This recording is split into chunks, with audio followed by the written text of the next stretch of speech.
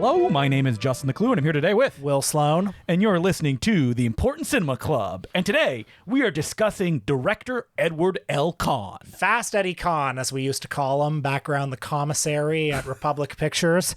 That is what his nickname was, by the way, Fast Eddie, because he directed over 120 films, if you're including shorts.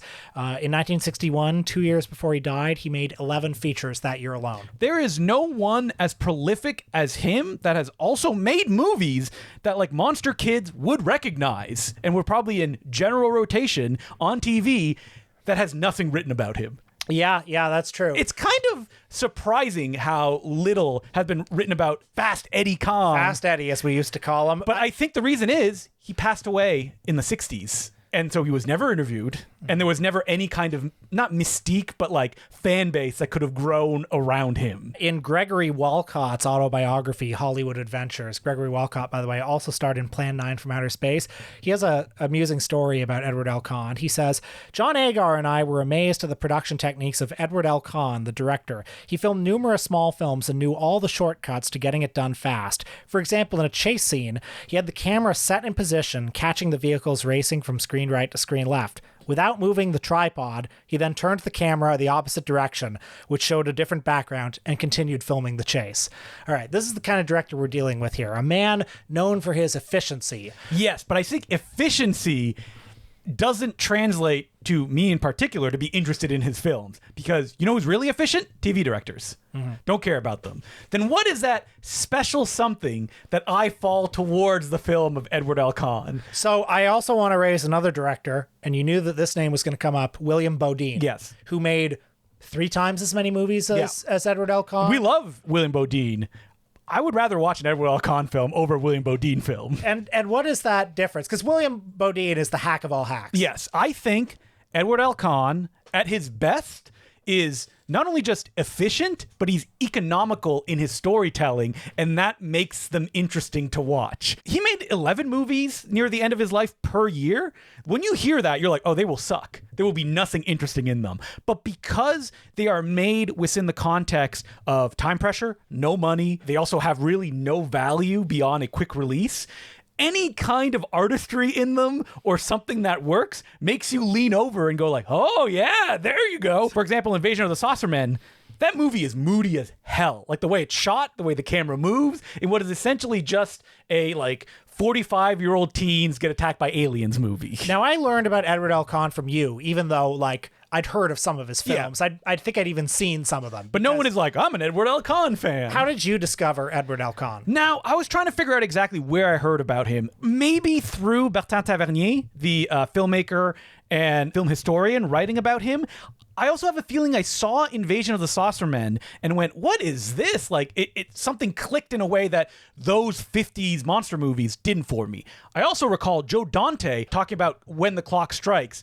And for someone like me, when I also hear someone shoots films in their house in the 60s and they shot 11 in 1 year, I'm like, ooh, tell me more. And do you like, as I do, the trajectory of someone who, you know, was a workhorse director? Maybe in the 30s, they directed big stars. Yeah. And then in the 50s, they're making movies with titles like Invasion of the Saucermen. And then in the 60s, they're making 11 films in their house. Like, do you like that? I do like that. Because it feels like a filmmaking animal. But there needs to be like something extra there, right? Because there's a bunch of filmmakers I'm sure I could find that just churn them out and there's just nothing of interest. But like when I like saw those late period films, I was like, oh, there's something there that is really drawing me forward. And then I went back and watched like his early films that you can go, oh yeah, it's there at probably like the purest form in the early part of his career. Well, this is a difficult director to determine the artistic personality, because I don't think maybe he did. I don't think he thought of himself that way. No, I don't think he did either. A classic, journeyman style workhorse director, accepted assignments on commission,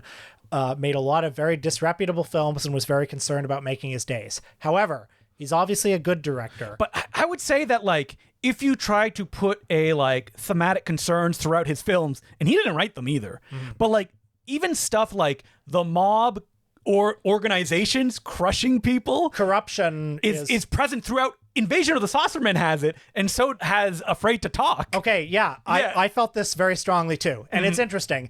There are certain of these, seemingly journeyman directors, a guy like Phil Carlson, who is, similar, made a lot of movies, a lot of them shit.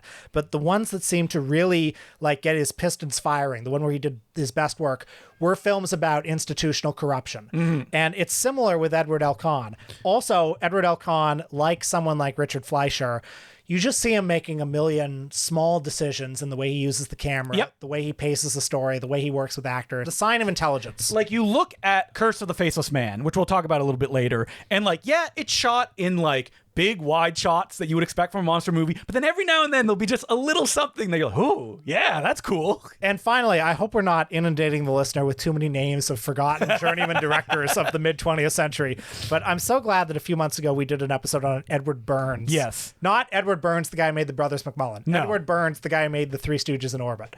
Because he is such a bad director. Yes.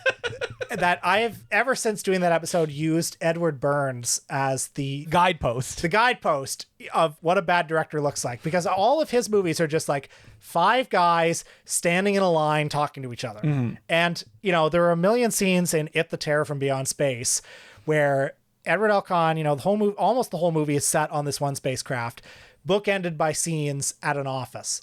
And in both those spaces, he's doing interesting things with the geometry of that space. Now, if you showed it to anybody who is not particularly looking for those things, would they notice? No, absolutely not. I just think so. First scene of It, the Terror from Beyond Space, you see, a guy who works at NASA.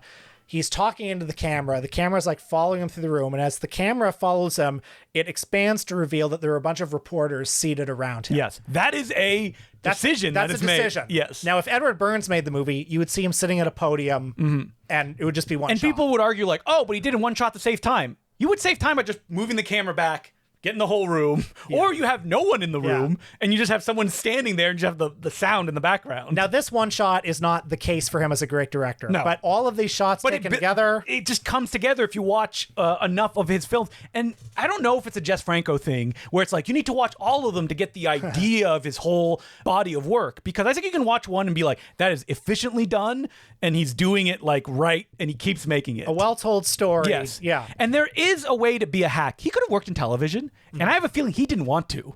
That he needed to make movies. That is clearly in his blood.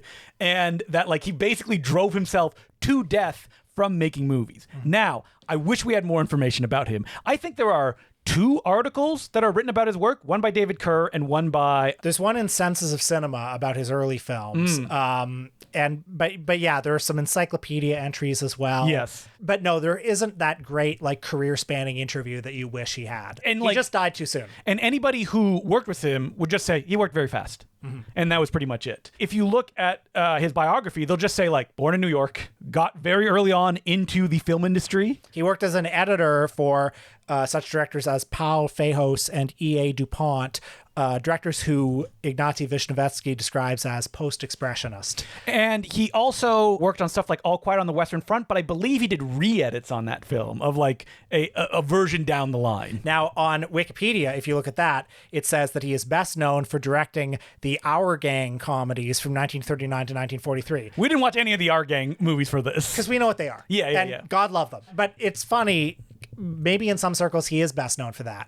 Although in other circles he's best known for his 50s monster movies. Should we ask Leonard Maltin, who are the top Our Gang directors? Does Edward L. Cahn rate on any of those lists? I'd love to know that. We've never done an Our Gang episode. We haven't. I know you probably have all the Blu-rays sitting on your shelf somewhere. Sitting unwatched. Yep. I like them, but I don't think have I watched any of the Our Gang? I don't think I have. Maybe some shorts in a theater or something like that. Yeah. And so he gets in the film industry and he starts working for Universal, I believe, right early on. And the strongest case for Edward L. Cahn as a good or great director is really those early 1930s films, which are hard to come by, except Kino just put out a beautiful new Blu-ray of Law and Order from 1932. Produced by R. Emmett Sweeney. Who does great work. #1 Edward L. Cahn fan, too. If you look on Letterboxd, he's watched almost every available movie. Oh, yeah. He's great. And there are a couple of other important films from that period. Afraid to Talk, I think we both downloaded on a really bad... It only exists in a really bad version. And there's a third... What's the other one? It's called Laughter in Hell. and it's the one that is completely unavailable. It screened at MoMA several years ago. It screened a few other places. Universal has a print of it. They will rent it out, but they don't have a digital copy. And they said that we're not going to really going to make one. Now, did I ask maybe somebody I would know that if it's coming out on Blu-ray? And they said no. So there's no plans for it to be released at any... but it must be going in the public domain pretty soon, right?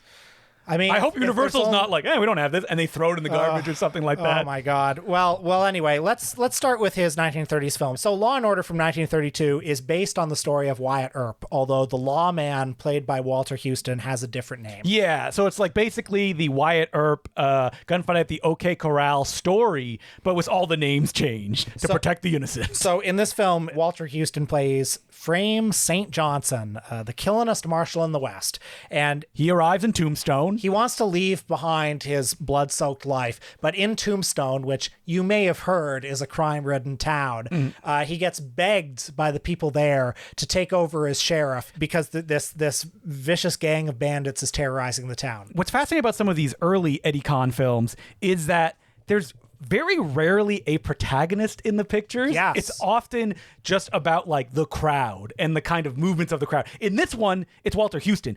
But I don't think you would notice that much if you didn't recognize who that was and you could lock into it. It's true. So it is sort of anchored in that character. I mean, the other one from the 30s we talked about has no protagonist. No protagonist. And this one, you watch it and you can see like, oh yeah, this is a good director. He's doing stuff that this kind of material doesn't ask for. Like even from the beginning, there's a long tracking shot that goes through a bar to show everybody that's there. Well, there's so much in Law and Order that's about just the life of this godforsaken Western town. I think that if you go in expecting a like Poverty Row Western, you'll be disappointed because that's not what it is at all. Well, what most surprised me about this movie, which I knew nothing about going in, is how bleak and sad it is. Every Edward L. Cahn film is like that. And because this was the first movie I watched this week, the fact that there's very little musical score, I initially attributed to, it's the early 1930s. Yeah, that's how it feels like. That sound has just recently come in. But then there's sequences where they utilize sound very particularly. And, obviously it builds up to the gunfight at the OK Corral. The only action scene in the movie, yeah. Which is very powerful when it happens. But Edward L. Cahn and company do not give you any catharsis.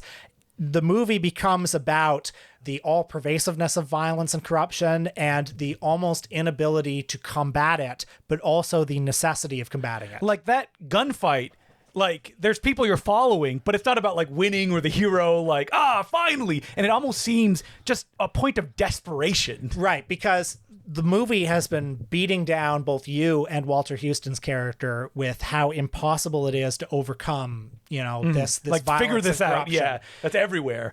And like, it's not just like, there's baddies going around doing violence. No, it's like people in power, elected officials. And so, without spoiling it, and by the way, it is the story of Wyatt Earp. Yeah, so you know how it goes. You probably know how it goes. But it doesn't end on that moment of catharsis. It ends on this reaffirmation of violence is everywhere, corruption is everywhere.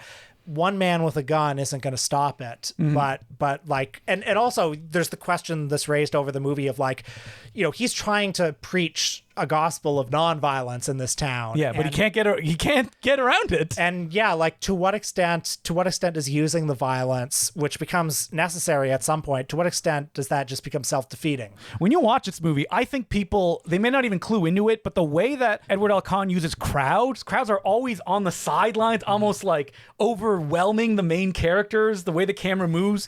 You never get the sense of like, okay, yeah, here's our protagonist. Let's see these obstacles that he's going to have to face. He's going to get over it. It's almost like the world is overwhelming and pushing down against everybody in this film. And just like the little techniques that you would never expect in a film like this, like someone is hung, which is done almost nonchalantly. They're setting it up. It's just something that happens. All the crowd is there. But then it cuts to like 10 people in a row before it happens. I also love that subplot involving Andy Devine, who people will know from his very distinctive voice. I'm Andy Devine. He was in a lot of John Ford movies and the Jack Benny Show. Anyway, he's here, and I've only ever seen Andy Devine when he was comedic, like 300 pounds. Yeah, and here he's young and svelte.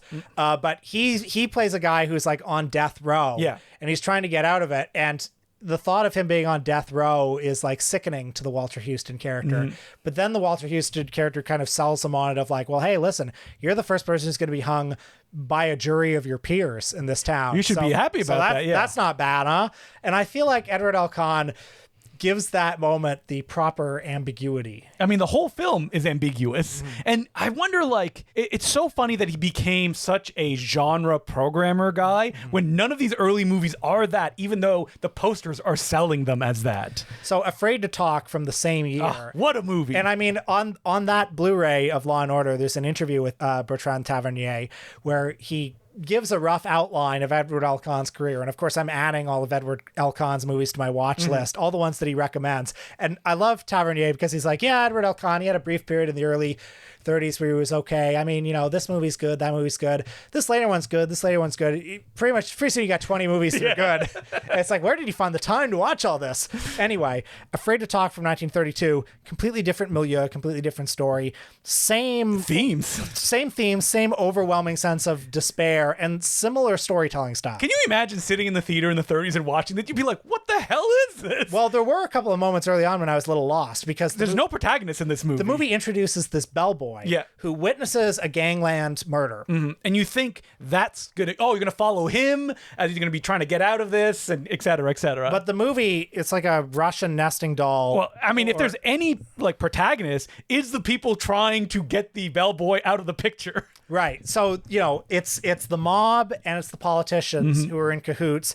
There's a politician who wants to make an example of this mobster who did the killing, but then that mobster has proof that the politician took bribes. So why don't they just work together or get through this situation? And so, the bellboy is mysteriously beaten and beaten and beaten until a fake confession for the murder is coaxed out of him. And it goes from there. And I don't want to spoil the movie too much, but boy, it ends so grimly that I was like, when did the Hays Code come out? As a stylist, Edward L. Cahn is, as we said before, economical is the word. He's smart, but economical. Of the movies that I watched, this is the flashiest one. Yeah, that shot of like a gangland murder from a car, of like over the shoulder, handheld. There are also these almost like kaleidoscopic visual effects that you... That happens in Law & Order as well, where there's like a bunch of faces layered like a honeycomb over the image. And in this one, he had Karl Freund working as the cinematographer. Karl Freund, who did Metropolis and Dracula and All Quiet on the Western Front and many other classics of the era.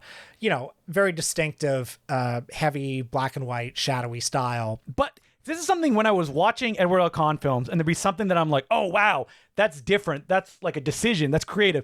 I would go, is there someone on the staff that like would be the person that would help that decision? Okay, and so I attributed so much of Afraid to Talk to Karl Freund. Yeah. But then later I watched Invasion of the Saucer Men. Which has a similar style. The first 10 minutes of that movie, the whole movie is beautiful. Yeah. And in the first 10 minutes, I was kind of amazed by this particular lighting effect that he had achieved where everyone is sort of backlit. There are heavy shadows basically across everyone. So everyone sort of looks like a crescent moon, the way they're lit. And it's that way throughout the whole film. And I thought, wow, what down on his luck cinematographer did Edward L. Cahn get to shoot this movie? And it turns out it was some hack. Yeah, some nobody who shot a bunch of other like... Somebody who shot a lot of Roger Corman's movies and not the good ones. No, not the good ones. Yeah. And so it's like, okay, these style, like for example, in Law & Order, that kind of editing rhythm, I looked, I was like, who edited it? Oh, it was edited by Edward L. Cahn's brother, who, can we just take a moment here? What a filmography. Philip Cahn is his name.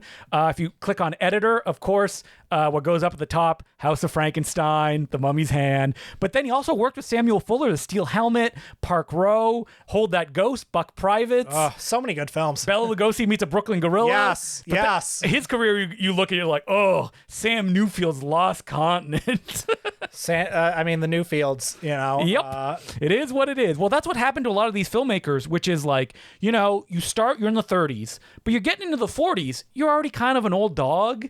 And it's like, what do we give this person? If they're not like the best of the best and they're not working, as television comes in, what do they direct? Now, something happened with Edward L. Cahn. No one knows what it is, but he dropped off the map, stopped working for the studio, and then came back and was directing independent pictures. And this was basically William Bodine's trajectory as well. William Bodine directed Mary Pickford in the silent era, was a big A-list director. Then he went to London and came back and he found himself forgotten. So he worked at Monogram. Now, Edward L. Cahn, Yeah, I mean, as you say, anyone who ever talked about him, whoever worked with him, the word they keep using is efficiency. They keep saying he did it really quick.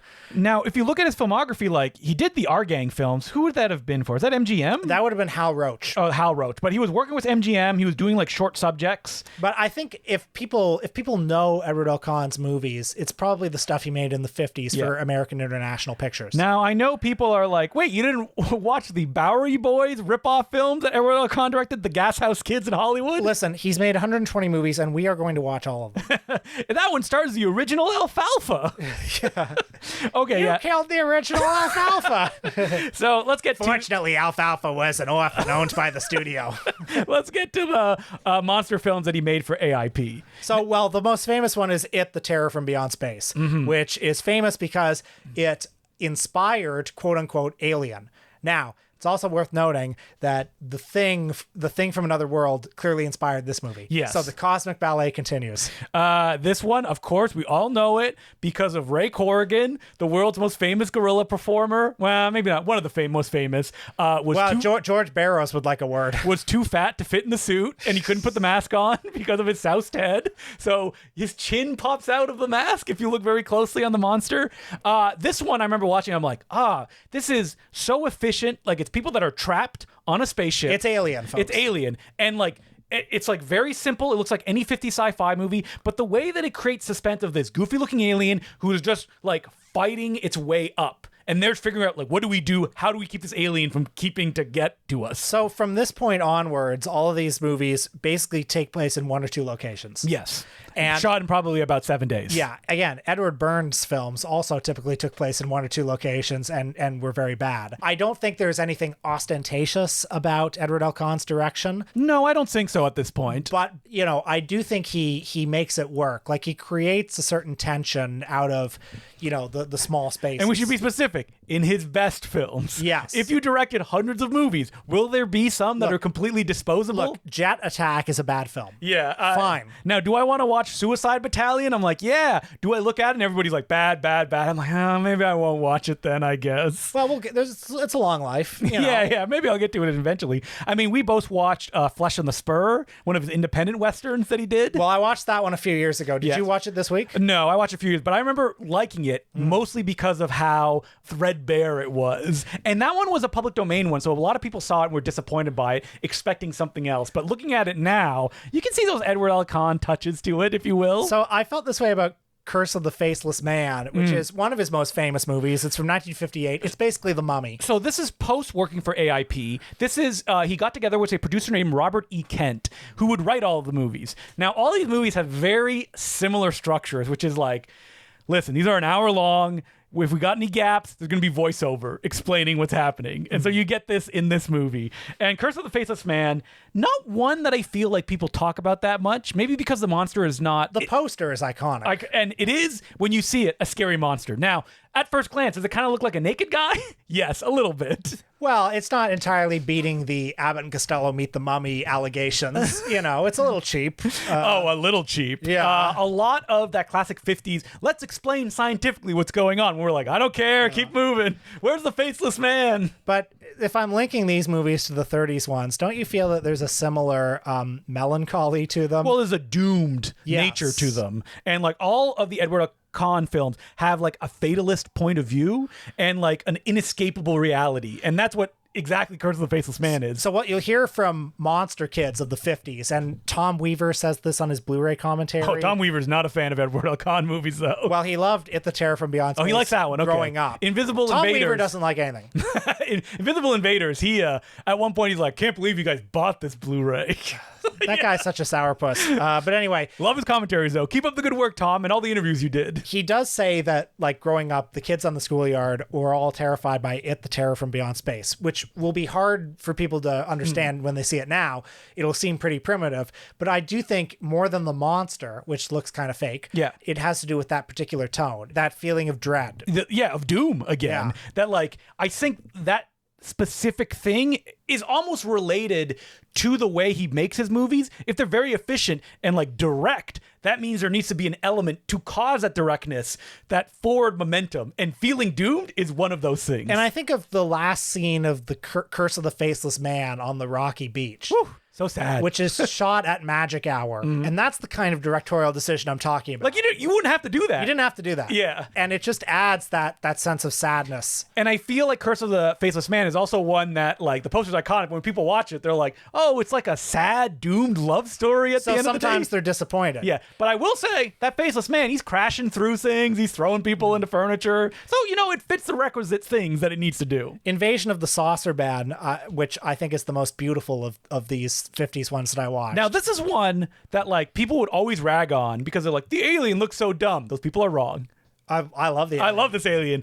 If you're small-minded, it looks dumb. We should do an episode on Paul Blaisdell. I don't know if I've ever brought up his name on this podcast. Do you have the book that was written about him? No, who is this? You don't know who Paul Blaisdell is? You stumped the buff. Paul Blaisdell was a makeup effects who did all of the iconic stuff for Roger Corman. Like, you look at those monsters and they all had that distinct look, the bugging eyes. So did he do It Conquered the World? Yes, the little he did. pickle alien? Yep. He did aliens that people were like, these don't look scary. And they would also be very unpractical. That they're like too big, they can't move, but they are completely ironic. I'm shocked you don't know who Blaisdell Sounds like is. my kind of guy. Let me just say, Fred Olin Ray writes the intro to the book about him, so okay. You know that he's up your... Yeah, any of the early Roger Corman's film, Blaisdell was the one who was doing all of those effects. And he does the one here, I guess he was probably in the AIP family at the time, so you have the big bulbous aliens on the cover with like the giant heads. Now, do all the teenagers in this look 45 years old? Yes. Yeah. They are so old. Well, the plot of this one,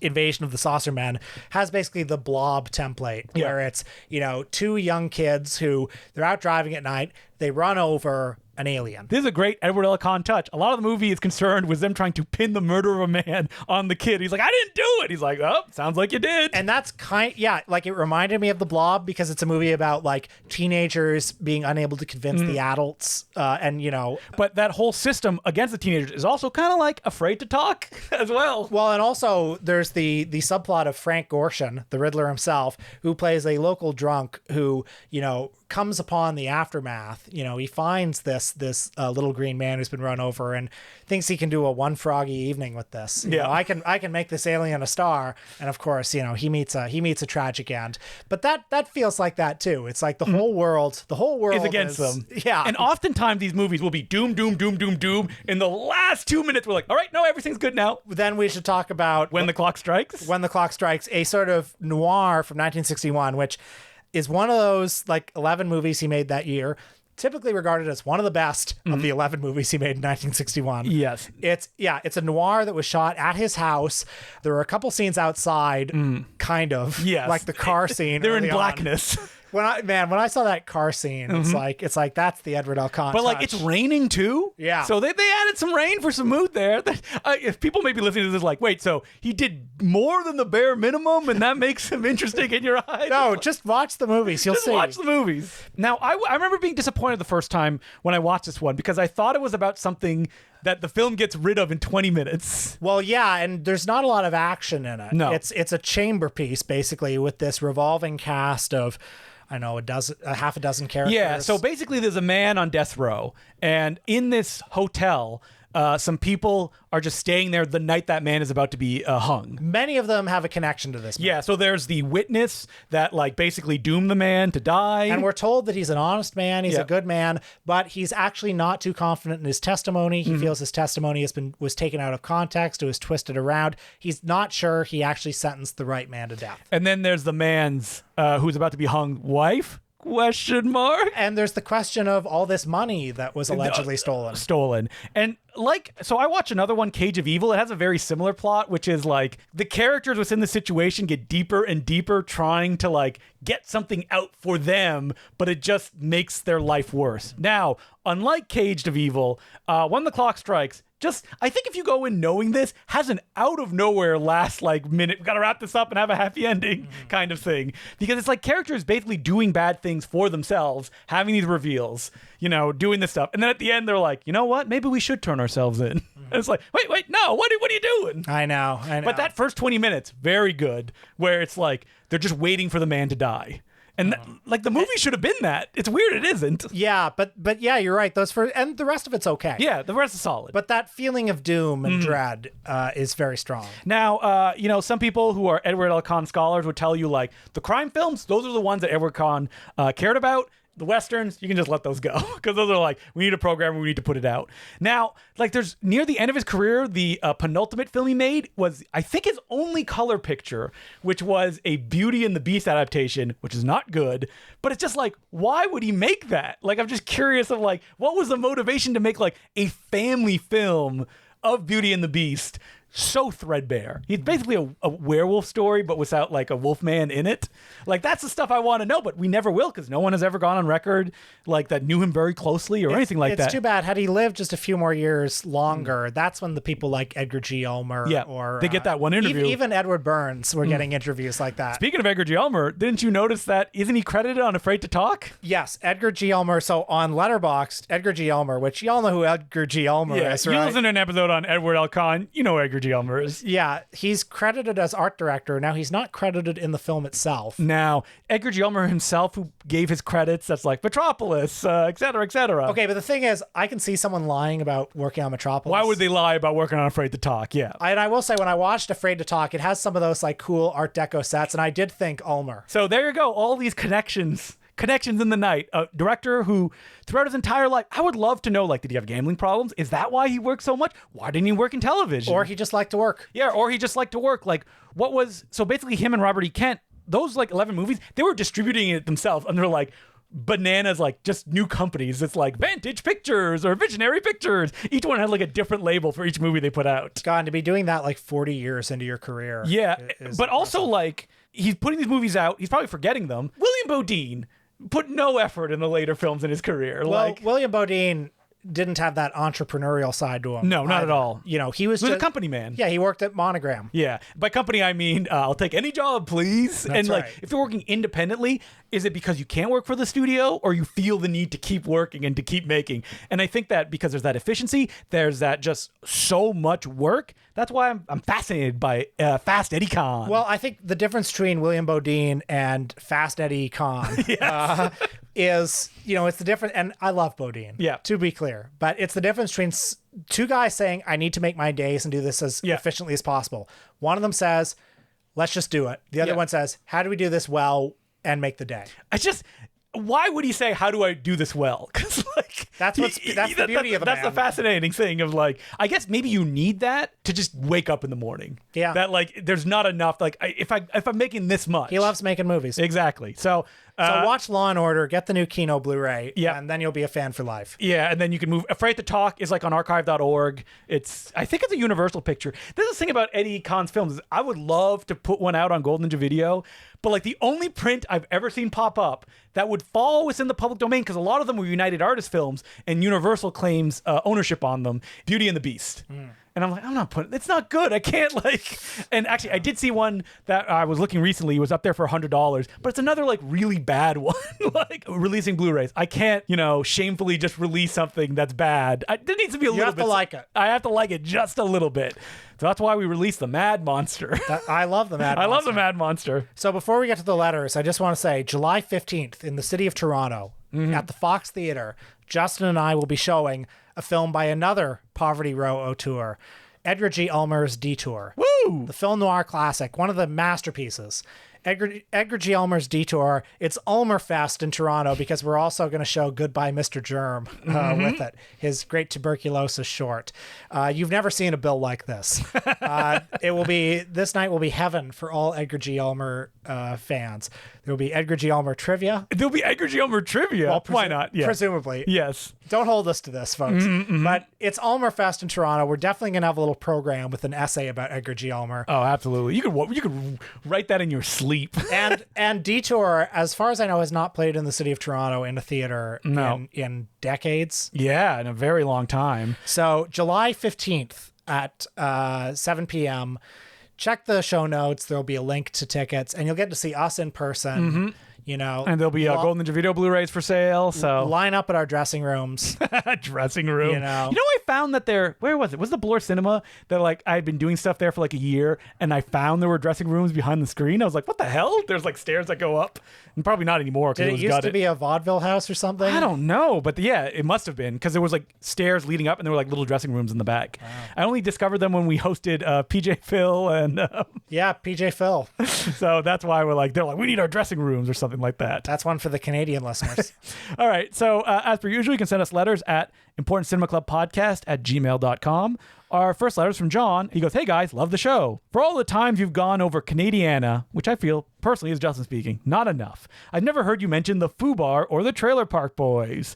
Was wondering if you'd seen Fubar, especially the first, which was a huge movie for me and my friends in middle school, and I consider the best of the best Canuxploitation. Have you seen it, Will? I've never seen Fubar. Oh, okay. I know, shameful. A kind of middle point between Trailer Park Boys, working class humor, and something Harmony Korine might make. And speaking of wondering, if you'd seen the original 1999 Trailer Park Boys movie, which is more of a Sundance-style Tarantino ripoff than the sitcom it grew into, black and white, 16mm. Wow, I didn't even know that existed. Because I know they made a Trailer Park Boys movie in the 2000s. Oh, they've made more than one. Yeah. And they made Swearnat. Yep, that's right. Which the joke with Swearnat was that they try to break the record for most swears in a movie. Is that what it was? Yeah, which is so cool. Yeah. There's nothing cooler than swearing. I mean, people love... Don't let mom see this. People love Trailer Park Boys. Yeah. I never watched that much, so I can't really speak to it. Sorry. Even though that it was in endless rotation on the Comedy Network at a certain point. I loved Bob and Doug McKenzie as a kid. You know, that's kind of in the ballpark. Now, did I see Fubar 2 when it played at Midnight Madness as opening film? Yes, I did. And did I see the follow-up sequel that the creator had nothing to do, but it stars new characters? No, I did not. The Arnold Schwarzenegger show, Fubar. Does that have anything to do with... No. Okay. It was shot in Toronto, though. I mean, Fubar, I don't even remember if it was a mock documentary. It means for us, by us. Yes. Okay, thank you. Yeah. You know what? Maybe we should... is there... The director of that film, because he did Fubar, he said Fubar 2, he did All Gone Pete Tong, which I like. I like that movie. But then he also did the Camille Nanjiani, Dave Bautista movie. He also did that like 80s film that sat on a shelf for a million years that like stars Topher Grace. Well, you know, it's hard to have pay a the career. bills. Wait. Michael Dowse is his name. He directed What If? Remember that one? What was the original title? And he did Goon. He did Goon. But yeah, I saw Stuber, 8-Bit Christmas, Take Me Home Tonight, Coffee, and What If with Daniel Radcliffe and Zoe Kazan. That had a different title when I saw it. What was it? It was called The F Word. Oh, that's right. But Fubar. But I did like It's All Gone Pete Tong quite a bit. Yeah, that movie. I remember thinking What If was okay. Doesn't that take place in Toronto too? It does. I've seen some of it on TV. Yes. Canadian content. We need to fill it out. I bet you he works in TV a lot these days. All right. Take Me Home Tonight. Yeah, Take Me Home. That movie. That's the one that sat on a shelf for like 5 years before it came out. Right. Oh, look at these stars. Topher Grace, Dan Fogler. We love them. Anna Faris. All the stars of 15 years ago. Well, so Michael Doe's episode coming up soon. Let's do it. And our next one's from Jeremy. And he asks, hey guys, I really liked your recent episode about the future of film. Had me wondering if you think short films could ever become a bigger part of the conversation about films. It makes sense that they've been sidelined since the invention of TV, but now as the lines blur between everything and you can easily find out that your favorite director is the thing that you've never seen that's 30 minutes long, are the floodgates primed to burst, or is there some intangible thing that makes people either want their film entertainment to be 90-minute chunks or 22-minute chunks? I feel comfortable saying that at 45 minutes, Simon of the Desert is my favorite Buñuel film. But would you consider me a sicko liar freak if I said my favorite Scorsese movie was the 5-minute The Big Shave? To be clear, it's not. Thanks for everything, Jeremy. In the years since, the Three Stooges and the Little Rascals and all our friends, when that mode of filmmaking became obsolete, I feel like short films, basically they've functioned as like cinematic show reels, as like they play at festivals and these directors hope to get financing for something bigger. Here's the thing. I'm agnostic about short films. I've seen a lot in my time. There's one sin you can make about a short film is assuming people care from the get-go. And that is a storytelling problem that I see people run into again and again and again. I can understand you trying to create a mood, but it's about like creating attachment of what you're watching and telling a story that doesn't just end. You're like, well, that's it? Like, that's all you got for me? So that's why short films have always left me a little bit. Again, I'm agnostic when it comes to short films. You ever seen The Cat Came Back? The Cat Came Back the very next day. Now that is an animated film. That's different. That's something different. That's different. Like Looney Tunes, 7-ish minutes. Perfect. Love it. What about like a Stan Brakhage film? Is that another category as well? Those experimental films, yes. Yeah. Short. I would rather a short experimental film for most of them. But I think Jeremy raises a good point about the idea that maybe as the hierarchies between different forms or the barriers between different forms, like, will film itself dissolve into TV, dissolve into just audiovisual paste on Will thinks internet? yes. I think no, because people want to be able to say they've seen something and that there is something tangible in something over 60 minutes. That I think it makes a difference for people. That like we consume so much stuff every day that you need to create separation of, okay, this is longer. It feels like a commitment was there. I have seen this. Now, is it a selfish impulse? Yeah, probably. But I think people will always want that. Okay. Now, do I think short films can come back in the way that the Three Stooges did? No, not really. We have TV for that now. And much original children's animation anymore, but in the classic mode from 90s onward, Ren and Stimpy, regular show, all of those stuff, they were all 11 minutes. That's how the way they would structure them. And then they would say like, oh yeah, it's 48 episodes. It's really 24 and they're breaking them into 2. And that's how they can justify that kind of stuff. Like, how would short films get popular though? I don't know how that would. I don't think it would be at theaters. No. It would have to be on like YouTube or a YouTube-like streaming site or like, I don't know, some sort of streaming platform. But people like long things. That's why they're like, oh, I want to watch a 3-hour essay about something. When I'm like, oh, no. Well, people like little bits and bites on YouTube, though. Yeah, a little bit. But I think people like to put stuff on the background and they like to put something longer because then they don't have to make another choice afterwards. And that's just the reality of how it goes. And they like to binge watch TV. Yeah. Because you don't have to make a choice. That's why. That you're locked in and I'm just consuming this one thing. I don't have to click anywhere. I don't have to look at anything. It's just this one thing. And do I agree with that? You know what? Numb yourself whichever way you want. I don't need to make any judgments. All right. Well, thank you very much for that letter. So our next letter, great title. I bet you never thought you'd get an email defending Mumblecore. No, I do. I'm not surprised we got this email because I feel like we did get a little bit of pushback even at the time about Mumblecore. So it's from Bennett, and he starts it with first requisite ass kissing. I'm skipping all that. Yeah, we're great. You love us. We Thank you very much. Life. You guys are always good for genuinely thrilling recommendations. He's been a weekly listener since 2017. A friend and I embarking on a Ron Howard podcast at the time. Oh, God. And by sheer coincidence, you had just covered the man. I think you were fair to Ron Howard, a likable hack. I don't think you were quite so fair when you covered Mumblecore several years later. So we did that in like 2019? Yes.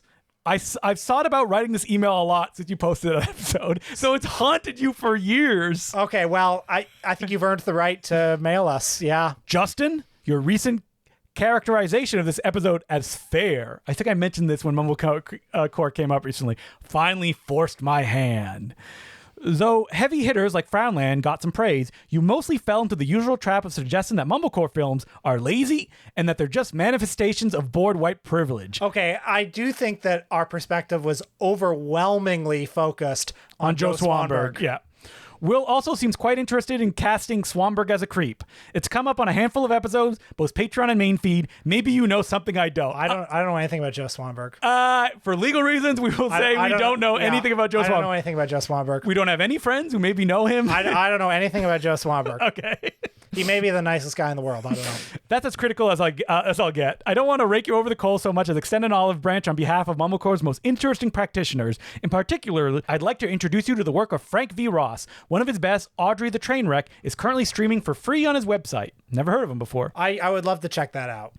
I've already spent too much time on this email. Rather than sing the praises of Audrey, quietly on by, Ho Ho Calm, Present Company, Tiger Tail and Blue, and Blooming Mud Shuffle myself, I'll direct you to some essays by Mumblecore enthusiast Brett Wright.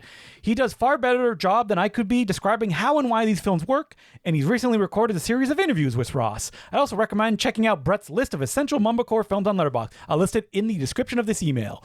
Though the usual suspects made the cut, you'll also find plenty of films that challenge usual perceptions about this much maligned movement. I think that's all fair. Mm-hmm. I do think we perhaps focus a little bit too much on Mr. Joseph Swanberg. Well, we don't really do topic episodes anymore like that. Yeah, it's sometimes unfair. Mm-hmm. Although I say that, there are topic episodes I would like to do. Oh, well, we have one coming up. But yeah, I would just say there are lots of Mumblecore movies that I like. Like, oh, you know what one I love is Yeast. Have you ever heard of Yeast? It's an early film with Greta Gerwig. No, I don't think I have. Yeah, I love that movie. And I would say, if we say something that you disagree with, it's okay.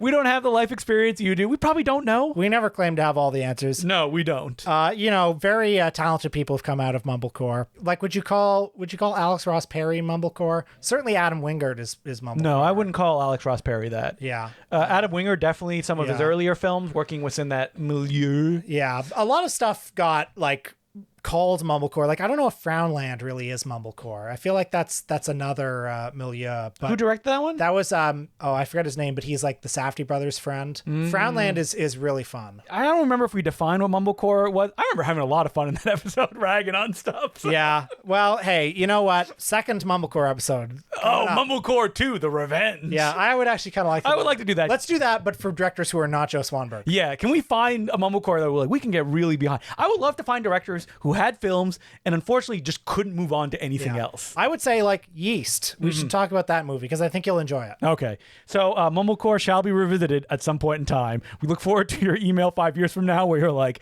we haven't covered mumblecore again yet. But thank you very much, Bennett, especially for being such a long-time listener, 2017. Thank you. And yeah, sorry if again, as you say, folks, if you disagree with us, we don't know anything. Just so you know, we only thought about it for a couple days that week, 6 years ago. Yeah, but it will stick with you for all time, whatever we say. I mean, me and Will, we remember stuff that was said on the podcast that other people are like, can they believe they said that? Circle of life. It's happening to us now. Yep, yeah, exactly. I think we're coming up to almost doing 10 years with this podcast. Did we start in 2015? We did in December, I think. Okay, yeah. So December 2025, 10 years. What are we going to do to celebrate? Jerry Lewis again, baby. That's right. We're going to do Jerry Lewis again. Okay. We'll get to it when it comes. Well, I don't know. We'll do something. So, on our Patreon this week, the controversial, the much talked about New York Times top 100 movies of the 21st century list. We go over it and we say what deserves to be there and what doesn't. Does Will at one point go, this may be the most contentious list that we've ever done between me and him agreeing on stuff? There's a lot of disagreement between us. And I'm also going to say anything that we throw off, we're also burning the negative.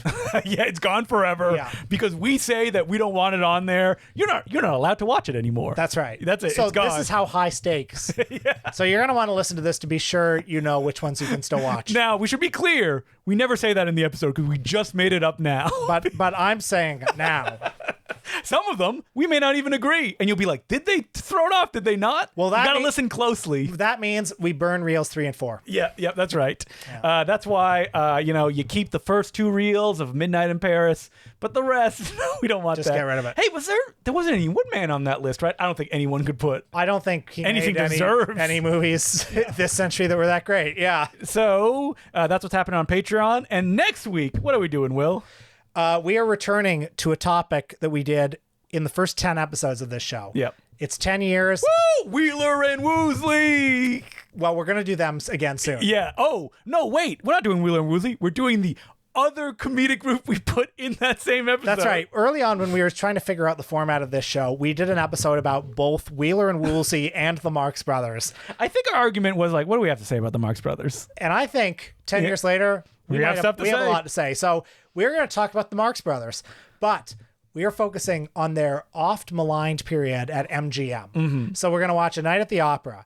We're going to watch At the Circus. We're going to watch The Big Store. Mm-hmm. And, if we have time, maybe we'll watch the other ones too. I've seen them all. Now, did I have to throw away, because I'm like, what am I going to watch these? That DVD box set of the Marx Brothers films that came out. That was the MGM collection. Remember back in the day? Yeah. Rushing to I've still got it. Future Shop to buy it at the time. Be like, woo! And then watching some of them being like, this is not the best of the Marx Brothers, is it? Well, we're going to find the poetry in these films. Go West. That's what we're going to do, right?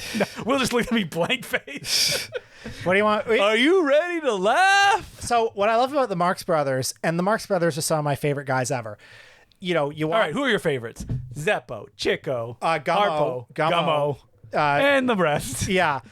There are certain of those Marx Brothers movies that are unimpeachable classics. Monkey Business, Horse Feathers, Duck Soup.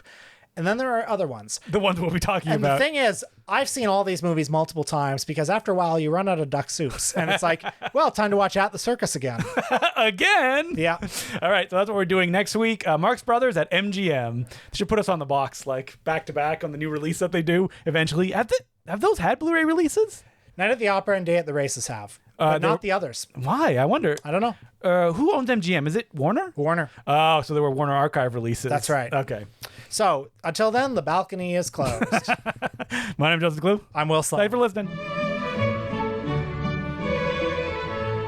Well, we do occasionally talk about new movies, current movies people have seen. I listen to some podcasts and like they just say like, listen, we're structuring it this way because, you know, Superman's coming out. So we're doing all the Superman things leading up to it because people will listen because they're looking for Superman stuff. And I wonder, it's like, would we be more successful if we did that? I wonder, because I do feel like the people who really like this show came because they Googled Ray Dennis Steckler Yeah. and they found us. But I'm like, but does that mean I couldn't do Edward L. Cahn episode on a whim? Probably. If you had to be like, well, we're doing a Richard Donner episode this week. The thing is, I think anybody can do the Superman episode. Yes, but you need to get him in the door somehow.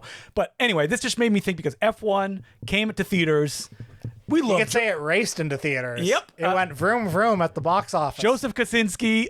Brad Pitt went on an apology tour for his past actions. Did you see that? No. He's like, oh, I'm a changed person. Yeah, because all that stuff happened. Like his family hates him. Oh, he's talking about the alleged domestic abuse? Yeah, exactly. And he's been like, oh, I'm a changed person. He's been making the rounds. Okay, I'm none of my business. That's No. what I say to that.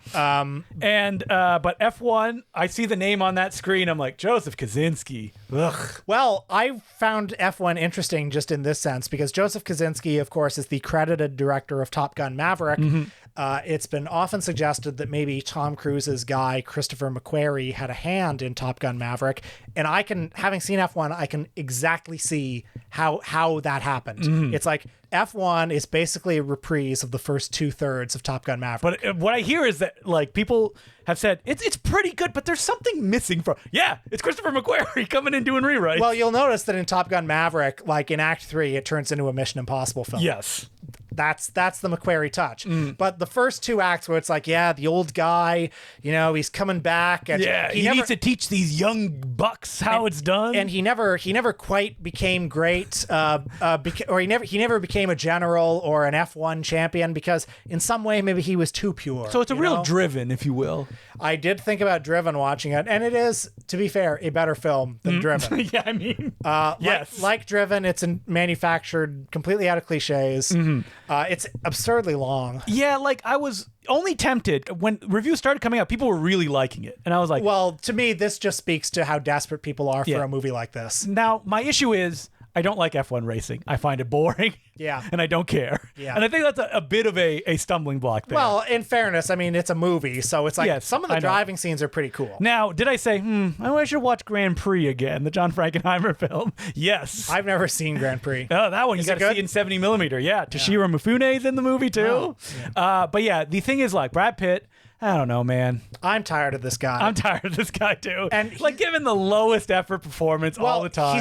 He's just doing like Once Upon a Time in Hollywood again. Yeah. That character. I mean, that's who he is. And I've seen him do that little squinty face, the little smirk with the eyebrows arched. I've seen him do it in every movie, and it's just like, again, we need some new movie stars. I've been seeing this guy do this shtick for years. we have no new movie stars. Well, you keep saying this. Like we can't have any new ones. Well, somebody's got to do something. What was the box office of this movie? Did people go out to Pretty see it? big first weekend, yeah. Okay. Made 60 million or And so. so you enjoyed it or Not really. not really? I mean, it was fine. Whatever. Yeah. When it was on, I was watching it. Didn't it feel fast on that road? Sure. No, the cars do go fast. There's no doubt about But it. I mean, people say like you see it on that big IMAX screen, and you know It's the speed. so long. Oh, It's so 156 minutes, and I'm Why? sorry. I could have told this story in 85. now at the end, does Brad Pitt finally get that win? Do you want me to spoil the I'm not movie? going to see F1. No, yeah, Okay, everybody, if you want to see F1, yeah. You don't want these big shockers to be taken stop away listening. from Yes, he does win at Fuck the end. that. Which I think is such a cop-out because he should have let the younger guy win. you. Yeah, that's what it should be. That's what happens in Driven. Yeah. literally. Sylvester And Stallone that's- could have won the race. That's the more satisfying ending, really. It's like, yeah, okay, it's nice to see the old veteran finally win. But you know what's better? The future. yeah, exactly. The future is better. Yeah, you know why it's like this now? Because of you, old fuck. That's why. They don't get no more victories anymore. And that feels like test marketing. That feels like maybe they shot a couple different endings, and Jerry Bruckheimer was like, yeah, focus group likes this. We're going with this. Now, it has been talked about that there will be a Days of Thunder 2, which, why? Now, we did say that about Top Gun. If you look the year before of us talking about the second Top Gun, we're ragging on it. We're like, who wants this? This is for nobody. Don't put us in charge of a studio. I'll tell you that. Exactly. I feel like whenever we do one of those episodes where we predict the box we're office, always wrong. Always wrong. But that's fine. Yeah. I'm right about the things that matter. But like Top Gun, I feel was a anomaly. Like that should have been a bad movie. And by all accounts, it was until they did a little bit more shooting to get it across the finish line. Well, it was the right movie at the right time. Mm-hmm. And the fact that, there are some good reviews for F1, that just speaks to people want to see a movie that tells a story. They want to see a movie that's not that superhero stuff. Yep. It's not, they want a Ford versus Ferrari. And my friend, I've seen Ford versus Ferrari. That's a solid 3-star movie. Yeah. This, 2-star. Mm-hmm. Sorry. Perfect. I like how you apologize at the end.